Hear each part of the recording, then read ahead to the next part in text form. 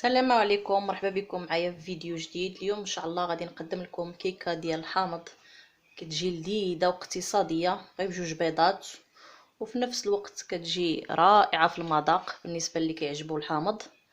خليكم معايا تشوفوا المقادير والطريقه ديال التحضير.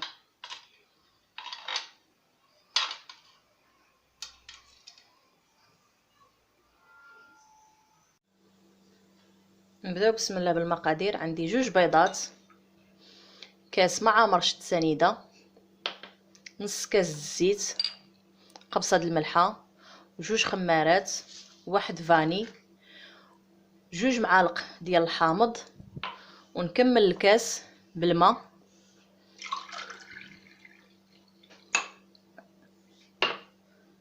هكا على هذا الشكل هذا، جوج معالق ديال الحامض، ونكمل الكاس بالماء، والطحين على حساب الخليط. ونجيب باش نبدا نخدم. نبدا بالبيض. بسم الله.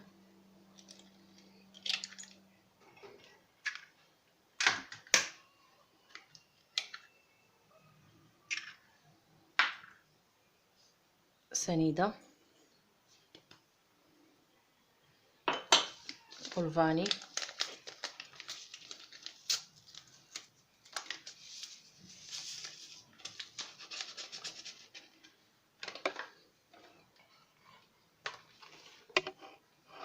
ونبدا نطرب.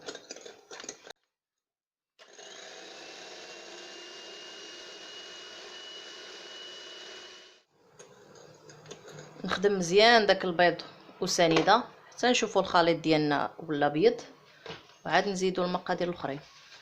نزيد نص كاس ديال الزيت، ونعاود نخلط واحد شويه.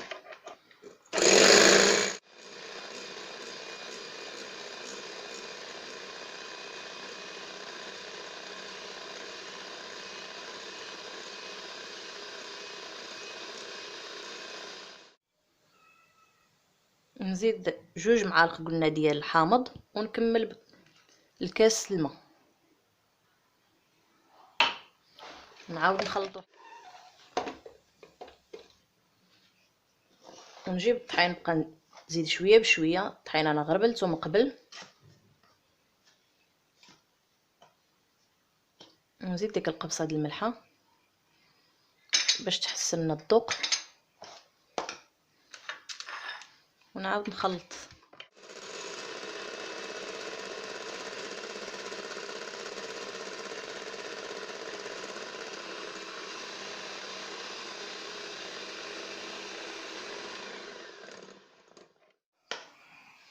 نزيدو الطحين،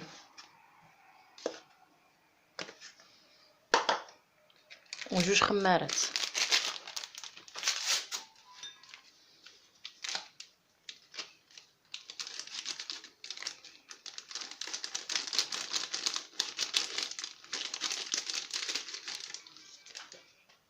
ونكمل التخلاط ديالي.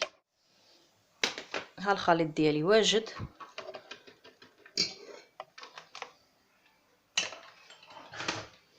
نجيب اللاطه، انا دهنتها بالزبده ورشيتها بالطحين.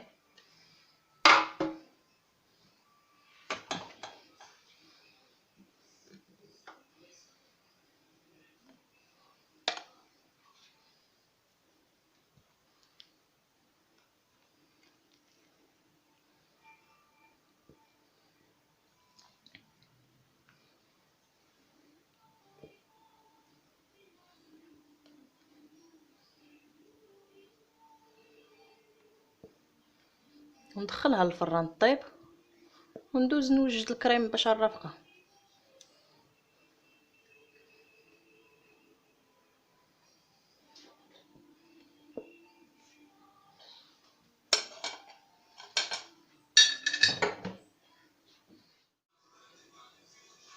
الكيكه ديالي هي من بعد ما خرجتها من الفران نخليها تبرد واحد شويه، عاد نقلبها وندير لها الكريم. بالنسبه للكريم كنحتاج نص كاس ديال الماء، جوج معالق ديال الحامض، معلقه سنيده، معلقه تكون كبيره، ومعلقه النشا. نجيب كاسرونه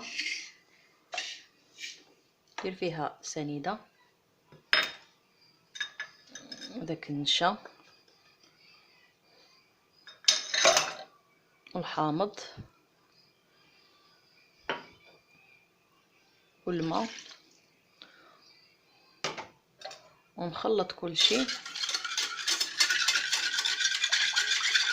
نخلط كلشي يكون بارد باش ما تكلناش ديك النشا، وعاد نديرها فوق البوطه.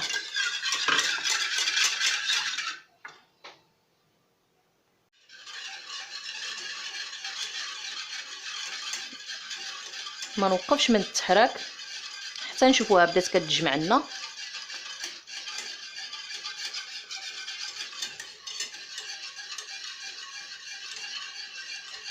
وتكون العافيه مهيله.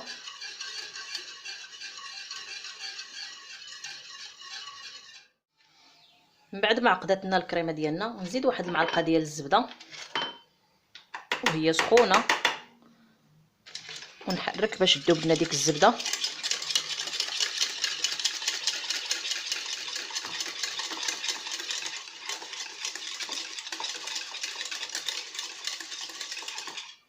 هانتوما كما كتشوفوا على هذا الشكل هذا.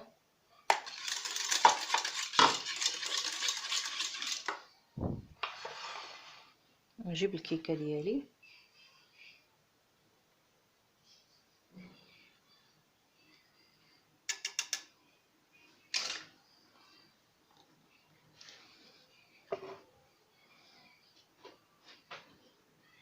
نجيب شي معلقه نعاون بها،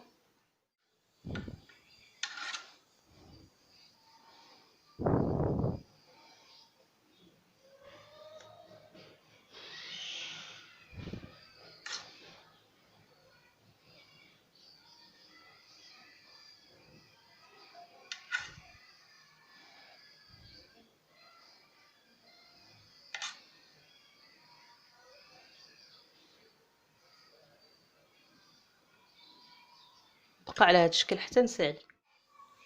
من بعد ما دهنت الكيكه ديالي بالكريمه، نجيب واحد الحامضه ونحك غير القشور ديالها من الفوق باش تعطينا واحد الديكور يكون زوين.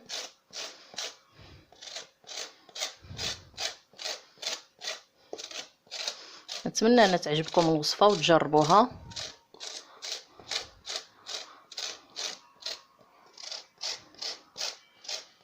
وبالصحه والراحه.